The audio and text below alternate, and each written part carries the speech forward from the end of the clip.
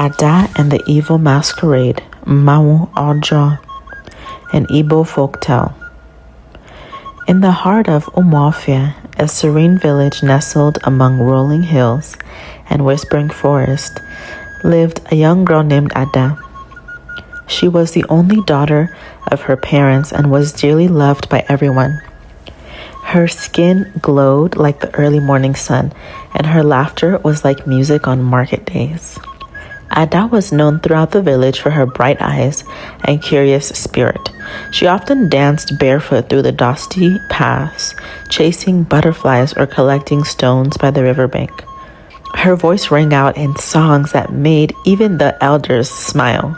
Yet behind her charm and innocence lay a flaw that would one day lead her into danger. She seldom listened. Her mother would caution, Ada, do not walk into the forest at dusk. That is when the spirits roam. Her father would warn, my daughter, never stay out late during the Mmanwụ season. The masquerades do not know child from stranger. Ada would nod, but she would never truly listen. As the Mmanwụ Festival approached, the village buzzed with excitement. The festival was a time of joy, where masquerades danced and the village celebrated the spirits of ancestors. Drums pounded, flutes whistled, masquerades danced through the village square in colorful raffia skirts and painted masks. Everyone celebrated, but only during the day, for at night, the spirits of the forest were said to join the festival. Every year, the people of Umuofia looked forward to this sacred event. It was a time when the veil between the living and the dead grew thin, and the presence of ancestral spirits could be felt in the air. The villagers believed that if they pleased the spirits with their dances and offerings, the coming harvest would be bountiful and the rains would come on time. Preparations began weeks in advance. Men carved wooden masks, women dyed cloths in deep reds and oranges, and children practiced the traditional dances under the watchful eyes of elders. Fires burned late into the night as families gathered to prepare food for the festivals. But there was also a sense of caution in the air, especially among the older folks. They spoke in hushed tones about the dangers that came with the night, when the real spirits emerged, those who did not belong to the village but to the dark places on earth. Ada, however, was too excited to pay attention to such warnings. She had seen the masquerades before, tall, masked figures dancing in circles, their feet pounding rhythmically against the ground. She loved how they spun and leaped, how their raffia skirts swayed like waves in the wind. Still, there was something unsettling about them. Their faces were hidden behind painted wood, and their voices sounded distant, almost otherworldly. Some of the villagers whispered that not all masquerades were human, that some wore masks to hide the truth of what they were. Ada's mother noticed her fascination and warned again, do not look too closely at the masquerades, my daughter. Not all of them are meant for our eyes. But Ada only smiled and ran off to play with her friends, already dreaming of the night of the festival. That evening, Ada's friends called her out. Ada, Bia, come, let us watch the Mmanwụ dance under the moon. It is more beautiful at night. The village square was filled with laughter and song. The firelight flickered against the faces of the dancers, casting long shadows on the walls of nearby huts. The air was thick with the scent of roasted yam and palm wine. Children darted between the legs of adults, clapping and shouting with delight. Yet despite the joy around her, Ada felt a strange pull towards the edge of the village, where the trees stood tall and silent. There was something about the darkness beyond the fires that intrigued her. She had heard stories of the spirits that came out at night, how they danced unseen among the humans, how they watched from the forest, waiting for someone foolish enough to wander alone. Her mother pleaded, do not go out, Ada. The night is not safe. The real Mmanwụ, the evil one, Mmanwụ Ọjọọ, roams when the moon rises. But Ada, curious and stubborn, sneaked out when her parents slept. She slipped quietly past the sleeping forms of her family, careful not to make a sound. The cool night air kissed her skin as she stepped outside. The moon hung high above, casting silver light over the rooftops. A soft breeze rustled the leaves, and in the distance, the drums still beat faintly. Ada moved silently towards the village square, her heart pounding with excitement.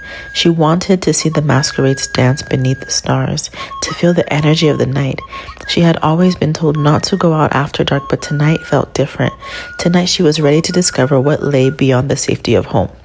In the village square, the moon bathed the earth in silver light. The drums were quiet now. Only whispers moved in the wind. Ada stood alone, admiring the stillness. The silence was eerie. The revelers had gone inside, leaving the square empty except for the flickering torches. Shadows danced along the edges of the clearing, and Ada felt a chill run down her spine. Then she heard it, a drumbeat, dum dum dum. From the shadows emerged a tall, dark figure. His mask was unlike the others, black with red eyes that burned like fire. His raffia skirt dragged on the ground, and the air grew cold. Ada shivered. "Why, the masquerade growled. "Why do you wander alone? The night is not for children." His voice was low and raspy, like the wind passing through dry leaves. He took a step closer, his heavy footsteps muffled by the earth. Ada tried to run, but her feet would not move. She wanted to scream, but no sound came from her throat. Her body was frozen, trapped by fear. The Mmanwụ Ọjọọ pointed a crooked finger at her and said, "You did not listen. Now you must dance with the spirits."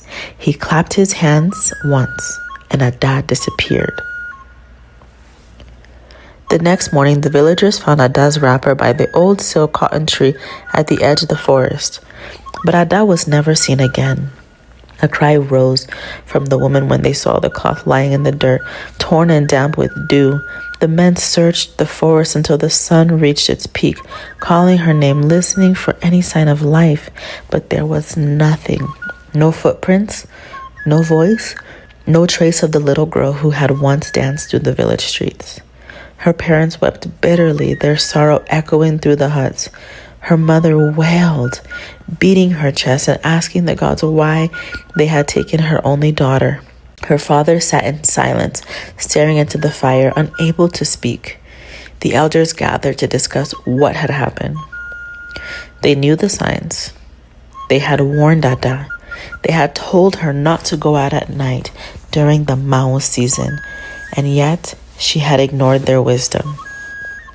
"She has joined the spirits," one elder said solemnly. Another nodded. "Mmanwụ Ọjọọ does not forgive disobedience." Since that night, no one dares to linger near the forest after sunset. Children are taught from a young age to respect the warnings of their elders. And during the Mmanwụ Festival, the village remains silent after the last drum beat, afraid of what might emerge from the shadows. To this day, elders say they still hear a girl's voice crying from the forest during Mmanwụ season. Sometimes, when the wind blows just right, they claim to hear Ada's laughter, soft and distant, carried away by the trees. Other times, they swear they hear her calling for her mother, her voice echoing through the leaves like a ghost trapped between the worlds. Some believe she wanders forever in the spirit world, forced to dance with the masquerades, never resting, never returning. Others say she is watching, waiting for someone to remember her, to break the curse that binds her soul. But no one dares to find out the truth. The moral of the story is that children who disobey their parents open doors to danger. When elders speak, it is not out of fear, it is out of wisdom.